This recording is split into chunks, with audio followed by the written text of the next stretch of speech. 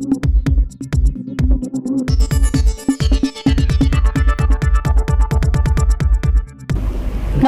সময় বাংলাতে আপনাদের স্বাগত। আপনাদের সাথে আমি প্রীতি। দেখে নেব আজকের বিশেষ বিশেষ সংবাদ। স্বাধীনতার ৮০ বছর পরও হেস্টিং হাউস নাম বদলে শহীদ ক্ষুদিরাম বোস ভবন করার দাবি বিধায়ক ডক্টর শঙ্কর কুমার গুছাইতের। স্বাধীনতার প্রায় ৮০ বছর পরও মেদিনীপুর জেলা শাসকের সরকারি বাংলো ব্রিটিশ আমলের নাম হেস্টিং হাউস বহন করে চলেছে।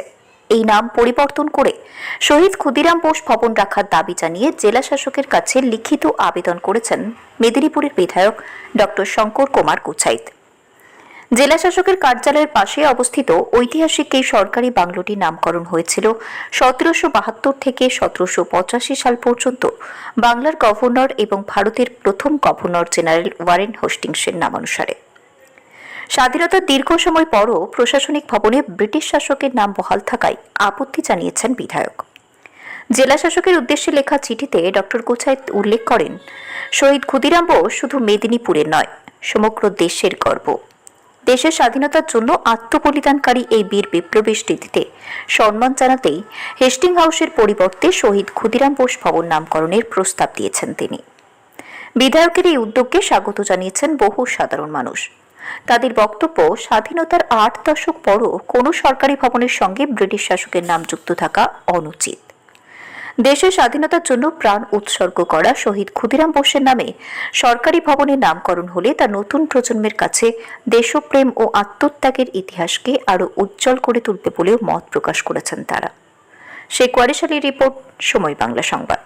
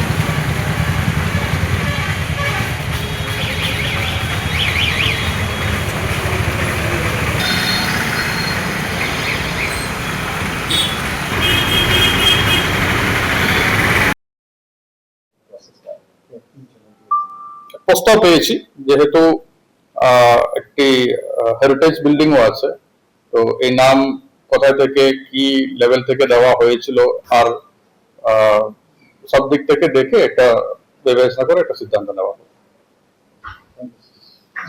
দেখুন, স্বাধীনতার এত বছর পরও পশ্চিম মেদিনীপুর জেলা শাসকের যে বাংলো তার নাম আছে হেস্টিংস হাউস।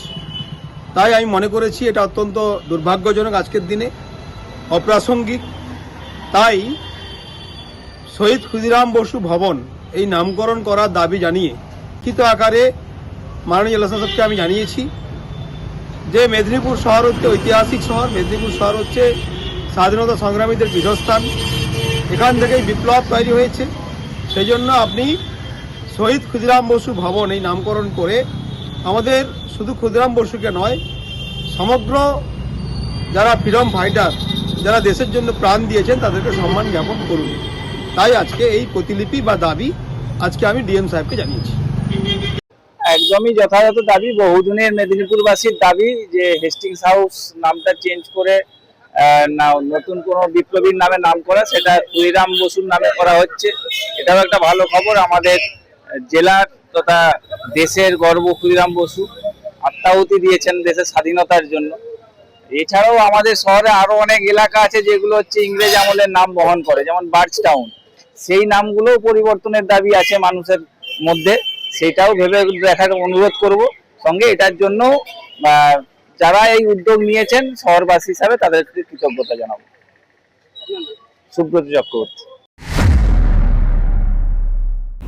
সংবাদ এখনকার মতো এই পর্যন্তই।